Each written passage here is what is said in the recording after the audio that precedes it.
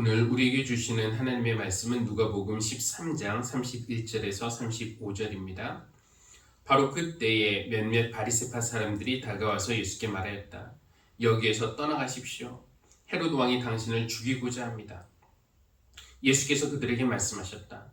가서 그 여우에게 전하기를 보아라. 오늘과 내일은 내가 귀신을 내쫓고 병을 고칠 것이요 사흘째 되는 날에는 내일을 끝낸다 하여라. 그러나 오늘도 내일도 그 다음 날도 나는 내 길을 가야 하겠다. 예언자가 예루살렘이 아닌 다른 곳에서는 죽을 수 없기 때문이다. 예루살렘아 예루살렘아 예언자들을 죽이고 내게 파송된 사람들을 돌로 치는구나. 암탉이 제 새끼를 날개 아래 품듯이 내가 몇 번이나 내 자녀를 모아 품으려 하였더냐. 그러나 너희는 그것을 원하지 않았다. 보아라, 너희의 집은 버림을 받을 것이다. 내가 너희에게 말한다. 너희가 말하기를 주님의 이름으로 오시는 분은 복되시다 할 그때가 오기까지 너희는 나를 다시는 보지 못할 것이다. 아멘. 사순절 둘째 주일입니다. 사순절은 무엇보다도 하나님에게서 어느덧 멀어진 우리의 삶의 자리를 확인하고 하나님께로 돌아오는 시간입니다. 그런데 내가 하나님께로 돌아가겠다 결심하는 순간에 생기는 것이 있다고 말씀드렸죠. 이 결심이라는 단어와 단짝인 단어인데요. 바로 유혹입니다. 결심을 안 하면 유혹도 안 생기지만 뭔가 결심을 하면은 유혹이 뒤따릅니다. 유혹의 주체는 사탄입니다. 그래서 지난 주일에 보았듯이 사순절의 주요 등장 인물 중 하나가 사탄이에요. 그런데 사탄은 직접 등장할 때도 있지만 사람을 통해서 등장할 때가 자주 있습니다. 물론 어떤 특정인을 사탄이다라고 규정하는 것은 문제가 있지만 사람은 종종 자기 의도와는 다르게 사탄의 도구가 되기도 하죠. 예수님이 베드로를 향해서 사탄아 내 뒤로 물러가라 라고 하신 것도 이 베드로가 사탄이기 때문에 그렇게 말씀하신 것이 아니라 사탄이 베드로를 통해서 활동했기 때문입니다. 우리의 사순절에도 직접적이든지 간접적이든지 사탄이 등장할 가능성은 매우 높아요. 우리가 이 시간에 하나님에게로 돌아가기로 결심을 했다면 말이죠. 하나님은 우리에게 돌아오라고 부르시고 우리는 그 부르심에 응답해서 하나님께 돌아가기로 결심하고 사탄은 우리가 돌아가지 못하도록 방해하고 이것이 사순절의 패턴입니다. 문제는 과연 우리가 사탄의 유혹을 이기고 사탄의 방해를 물리치고 하나님이 원하시는 방향으로 끝까지 갈 수 있겠는가 하는 것입니다. 오늘 누가복음의 본문은 우리로 하여금 이런 상상을 하게 하는데요. 닭들이 평화롭게 모여 사는 농장이 있고 그 주변에 닭들을 호시탐탐 노리는 여우가 있다면 어떻게 해야 할까요? 우리가 닭을 키우는 주인이라면 무슨 펜스를 치든지 아니면 여우를 어떻게든 쫓아내야겠죠. 근데 우리가 만약에 닭이라면 어떻게 할까요? 숨고 도망다니고 하겠지만 그래봤자 결국 잡혀 먹히는 것은 시간 문제일 겁니다. 자기들을 노리는 여우가 있는 곳에서 닭들이 생존할 수 있겠습니까? 수백 마리의 닭이 힘을 모아서 일제히 한 마리의 여우를 공격하면은 혹시 물리칠 수 있을까요? 물론 가능성은 있는 이야기이지만 우리가 흔히 머리 나쁜 사람을 닭대가리라고 하는데 닭들이 모여서 그런 고도의 작전을 짤 리가 없습니다. 이런 상황에서는 누군가가 개입을 해줘야만 해요. 여우보다 강한 누군가가 개입하지 않으면 결국 닭들은 다 죽고 말 것입니다. 닭 농장에 있는 닭들과 병아리들 그리고 그 주변을 맴돌며 그것을 노리는 여우 이것은 동물의 세계 이야기를 하는 것이 아니라 바로 우리 인간이 처한 현실을 비유적으로 그리고 있는 것입니다. 비유하자면 우리가 닭이고요. 이 세상은 닭 농장입니다. 예수님은 우리를 닭, 병아리 등으로 비유를 하세요. 34절 볼까요? 예루살렘아 예루살렘아 암탉이 제 새끼를 날개 아래에 품듯이 내가 몇 번이나 내 자녀를 모아 품으려고 하였더냐. 그렇죠? 우리는 닭 혹은 병아리인 겁니다. 근데 우리끼리만 있으면 안전한데 문제는 근처 어딘가에 우리를 노리고 있는 여우가 있다는 겁니다. 예수님은 예루살렘에 있는 헤롯을 여우라고 말씀을 하고 계시죠. 닭 농장에 있는 닭들과 여우, 이것이 우리가 처한 현실이라고 했는데 사탄이 우리 주변을 맴돌고 있는 동안에 우리는 늘 위험에 노출되어 있는 것입니다. 사탄은 닭 농장 주위를 맴돌면서 닭들을 노리는 여우와 같아요. 베드로 사도는 사자로 비유하기도 했습니다. 사탄이 우는 사자같이 삼킬 자를 찾아 두루 다닙니다. 이렇게 말하고 있어요. 우는 사자처럼 삼킬 사람을 찾아 어슬렁거리는 사탄의 공격으로부터 우리가 안전할까요? 위험에 노출되어 있습니다. 바로 이런 이유 때문에 우리가 이렇게 위험에 노출되어 있기 때문에 예수님은 지금 예루살렘을 향해 가고 계시는 것입니다. 예루살렘을 향해서. 예루살렘, 그 이름의 뜻은 평화의 터전이라는 말이지만요. 사실 예루살렘과 평화는 거리가 멀어요. 유대교, 기독교, 이슬람교 세계 3대 종교의 성지이지만 이 예루살렘이 평화로운 적은 별로 없었다고 합니다. 늘 외부에 침략이 있었고 그 안에서는 정치적인 투쟁이 있었고 종교적인 갈등이 있었습니다. 예루살렘은 예언자들에게는 특별히 더 위험한 곳이었습니다. 예언자들이 보냄을 받아 예루살렘에서 하나님의 말씀을 선포했지만 사람들은 듣기 싫다며 그들을 때리고 내쫓고 죽였습니다. 그것이 곧 예수님이 당하실 운명이기도 합니다. 예루살렘, 그곳에 도착하시면 우리 주님은 33살 젊은 나이에 거기서 끔찍한 일을 당하실 거예요. 당신이 직접 뽑은 12명 중에 1명으로부터 배신을 당하실 것이고 가장 믿었던 베드로도 그를 모른다고 부인할 것입니다. 우리 주님은 성전 군인들에게 붙잡힐 것이고 죄수처럼 묶여서 질질 끌려가실 것이고 군인들은 그를 때리고 욕하고 옷을 벗기고 침을 뱉을 것입니다. 그리고 마침내 우리 주님은 예루살렘에서 가장 수치스럽고 가장 고통스러운 형벌, 십자가에 처해 죽게 될 것입니다. 아직은 이런 일이 일어나지 않았어요. 그러나 이제 예루살렘에 도착하면은 이런 일들이 기다리고 있는 것입니다. 우리 주님은 그것을 알고 계셨으면서도 예루살렘을 향해 굳이 가시는 거예요. 왜요? 바로 거기 닭과 병아리들이 위험에 노출되어 있기 때문에 그렇습니다. 여우 때문에 죽게 생겼기 때문에 그들을 살리기 위해서 암탉이 제 새끼들을 날개 아래 품듯이 예루살렘을 주 품에 품기 위해서 우리 주님이 가고 계시는 것입니다. 여러분 그림이 그려지시죠? 병아리들을 살리기 위해서 암탉이 여우가 있는 그 닭장을 향해 전진하고 있습니다. 예루살렘을 향해 가시는데 몇몇 바리새파 사람들이 예수님께 와서 말을 합니다. 31절 여기에서 떠나가십시오. 예루살렘에서 헤롯이 당신을 죽이려고 기다리고 있습니다. 이것이 협박인지 진심으로 하는 충고인지는 잘 모르겠지만 어쨌든 그들은 예수님에게 지금 예루살렘에 가면 목숨이 위태하니까 그곳에 가지 말고 발길을 돌리십시오. 이렇게 말하고 있습니다. 사탄은 늘 이런 식으로 우리 주님이 가시려는 길을 방해하고 못 가게 합니다. 광야에서도 예수님이 십자가의 길을 애초에 가지 못하도록 방해를 했었죠. 첫 번째 유혹이 하나님의 뜻보다 자신의 배고픔을 먼저 챙기라는 것이 아니었습니까? 하나님보다는 나 먼저. 그런 순서에 익숙해지다 보면은 십자가의 길을 끝까지 갈 수 없다는 것을 사탄이 알았기 때문입니다. 십자가의 길은 내 뜻대로 마시고 아버지의 뜻대로 하여 주십시오. 이렇게 치열하게 기도해야만 끝까지 갈 수 있는 길입니다. 그것을 알고 있던 사탄은 내 배고픔을 먼저 챙겨라, 이렇게 유혹하는 겁니다.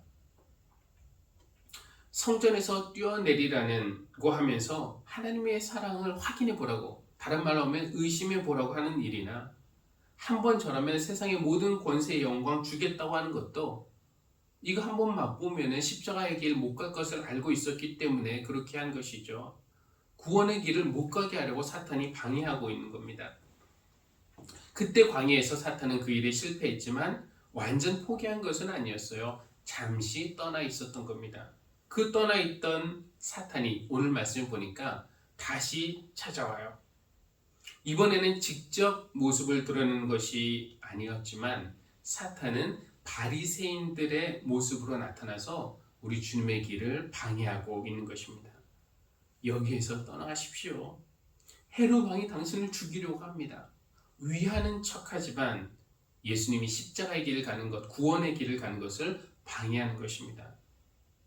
이렇게 말하는 바리새인들을 향해서 우리 주님은 뭐라고 말씀하시는가? 32절, 가서 그 여우에게 전하기를, 보아라, 오늘과 내일은 내가 귀신을 내쫓고 병을 고칠 것이요 사흘째 되는 날에는 내 일을 끝낸다 하여라. 그러니까 무슨 일이 있어도 끝까지 간다는 것입니다. 죽음의 위기에 빠진 닭들을 살리기 위한 암탉의 진념을 우리가 확인할 수 있습니다. 사탄이 당신 생명이 먼저이지, 닭들이야 죽으면은 어떠냐, 네 목숨이 위태롭다, 이렇게 방해하지만 인간을 살리기 위해 예루살렘 향해 가시는 우리 주님의 고집을 꺾지는 못합니다. 근데 문제는 사탄도 아니고 이 바리새인들도 아니고 여우도 아니에요. 문제는 닭들입니다. 그들의 생명을 구하기 위해서 암탉이 오는 것인데, 그러면은 이 병아리들, 닭들이 기뻐하고 환호하고 반겨야 하는 거 아닙니까? 그런데 닭들의 반응이 전혀 그렇지 않습니다. 예루살렘아, 예루살렘아, 암탉이 제 새끼를 날개 아래 품듯이 내가 몇 번이나 내 자녀를 모아 품으려 하였더냐? 그러나 너희는 그것을 원하지 않았다. 암탉이 제 새끼들을 살리기 위해서 오는데 병아리들이 어미닭을 거부하는 것입니다. 원하지 않아요. 왜일까요? 둘 중 하나일 것입니다. 첫째, 정말 닭대가리처럼 머리가 나빠서 상황 파악을 하지 못하는 것. 즉, 여우의 공격 때문에 자신이 죽음의 위기에 처했다는 그 상황의 심각성을 깨닫지 못하고 있거나, 아니면은 둘째, 그거는 알기는 아는데 암탉이 온다고는 하지만 암탉으로는 도저히 여우를 이길 수 없다고 비관적으로 생각하고 있거나, 이런 거 아니겠습니까? 그래서 암탉이 제 새끼들을 날개 아래 품기 위해서 오는데도 닭들은 원하지 않습니다. 거부하는 거예요.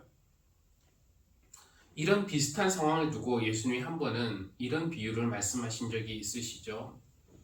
포도원 주인이 농부들에게 세를 주고 멀리 떠나 있다가 때가 되어서 소작료를 받기 위해서 종들을 보냈습니다.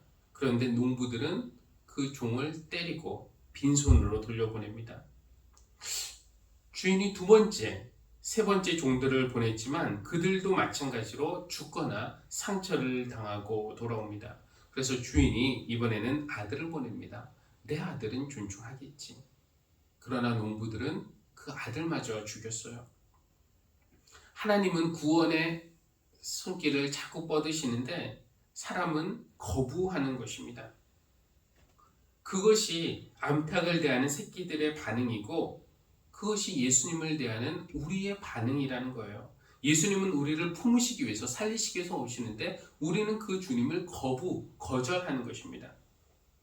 이쯤 되면은 하나님의 인내심도 한계에 도달하지 않을까요? 이쯤 되면 하나님도 화를 내시며 포기하시며 발길을 돌릴만 하지 않으신가요? 여러분, 살려주겠다고 손을 내미는데 나 필요 없다고 하는 사람을 어떻게 건져낼 수 있겠습니까? 그런데도 우리 주님은 예루살렘을 향해서 가시는 것입니다. 배신당하고 거절당할 거 아셨지만, 매맞고 조롱당하고 죽임당할 거 아셨지만, 심지어 자기 사람들로부터 거절당할 것도 아셨지만, 그래도 암탉이 제 새끼를 날개 아래 품듯이 우리를 품으시기 위해서 오늘도 내일도 그 다음 날도 그 길을 가신다라는 것입니다.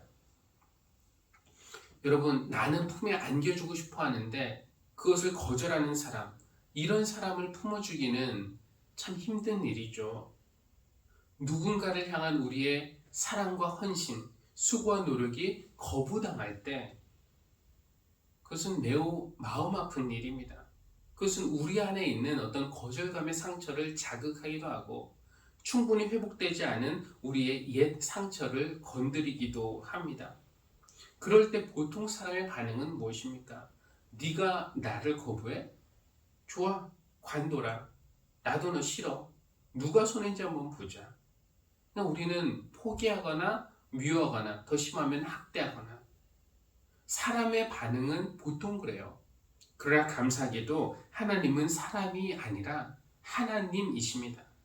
나는 하나님이요 사람이 아니다 라는 호세아서에 나오는 그 말씀은 참으로 감사한 말씀입니다. 하나님은 사람이 아니라, 우리 같은 사람이 아니라 하나님은 하나님이시기 때문에 우리가 하나님을 거부할 때 하나님은 그래 관둬라 이렇게 반응하지 않으시고 그 거절감에 마음 아파하시면서도 끝까지 우리를 포기하지 않으시고 품으시려는 분이십니다. 그러나 강제로 끌어안을 수는 없죠. 그러니까 우리 하나님은 두 팔을 벌려서 오래 기다리시는 것이에요. 우리가 하나님을 너무 오래 기다리시게 하지 않으면 좋겠습니다. 이런 생각을 하는 분들이 계실지 모르겠어요.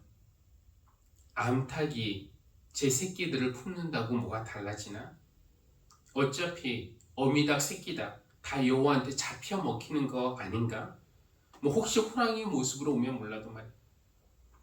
당시 많은 사람들도 비슷한 생각을 했습니다. 메시아가 오신다면은 그는 헤롯보다 강한 것은 물론이고 로마 황제보다도 강해야 하는 거 아닌가? 그래야 우리를 구원하지.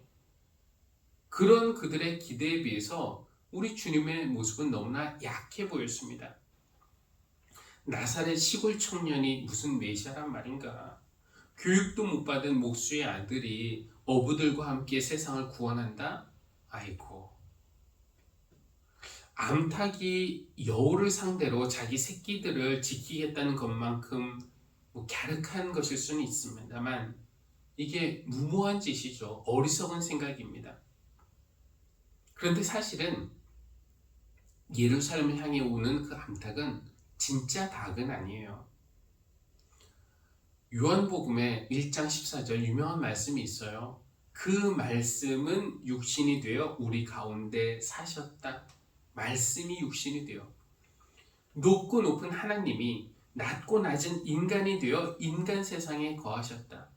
그러나 인간 세상에 거하시는 그 분은 보통 인간은 아니죠. 하나님이 인간이 되신 겁니다. 이 동물 비유를 사용하자면 이 말씀은 호랑이가 암탉이 되어 닭장 가운데 사셨다라는 말로 바꿀 수 있을 것입니다.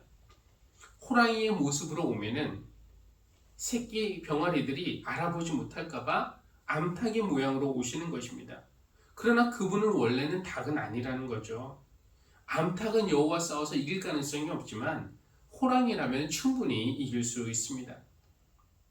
그러나 우리 예수님이 선택하신 방법은 호랑이의 모습으로 나타나서 여우와 싸워 이기는 것이 아니었어요. 그렇게 하실 수도 있었지만 그렇게 하지 않으셨습니다. 대신 암탉의 모습으로 오셔서 새끼 닭들을 품으시는 것, 먼저 품으시는 것이 우리 주님이 선택하신 방법이었어요. 그렇죠? 싸워서 이기는 것보다는 품어주는 것이 더 중요했기 때문에 그렇습니다. 32절에 보니까 오늘과 내일은 내가 귀신을 내쫓고 병을 고칠 것이요 사흘째 되는 날에는 내 일을 끝낸다. 그러니까 오늘과 내일 예수님이 이 땅에 계시는 동안에는 어미 닭의 모습으로 자기 새끼들을 품으시고 싸매시고 고쳐주시고 하다가 사흘째 되는 날에는 당신의 일을 완성하신다.